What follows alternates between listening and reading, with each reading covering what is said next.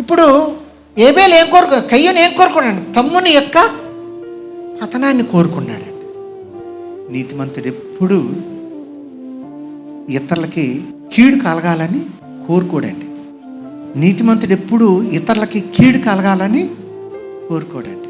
సౌలు రాజు పాడైపోతే బాగుండని సమూయేలు ఏ రోజు అనుకోలేదండి. ఎప్పుడు తన మనసులో ఉండేవాడండి. ఎవరు? ఎప్పుడు తన మనసులో ఉండేవాడండి. నీతిమంతులు అలాగే ఉంటారండి. నీతిమంతులు ఇతరుల యొక్క చెడుని భక్తిహీనులు కోరుకుంటారండి. ఎవరిని? ఇతరుల యొక్క చెడు. ఒక ఆయన సేవ అని పరుగులు తీస్తున్నాడండి. ఒక ఆయన ఆ పక్కన ఇంకొక ఆయన వచ్చి ఏం చేస్తున్నాడు?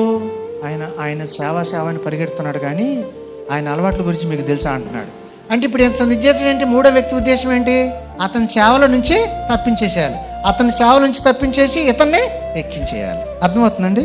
ఇప్పుడు అరే అతను సంపాదించుకున్నాడు ఒక స్థాయిని, నేను సంపాదించుకోలేకపోతున్నానని సిగ్గుపడి ఆ స్థాయిని అంతే తప్ప ఈర్ష్యపడమాక.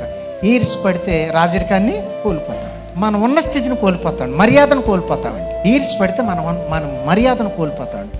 ఎప్పుడు కూడా ఎదటి వాళ్ళు చెడ్డోళ్ళు అయినా సరే వాళ్ళు చెడ్డోళ్ళు అన్న సంగతి రెండో వాడికి చెప్పకూడదండి. ప్రేమ అంటే అనేక దోషములను కప్పునండి.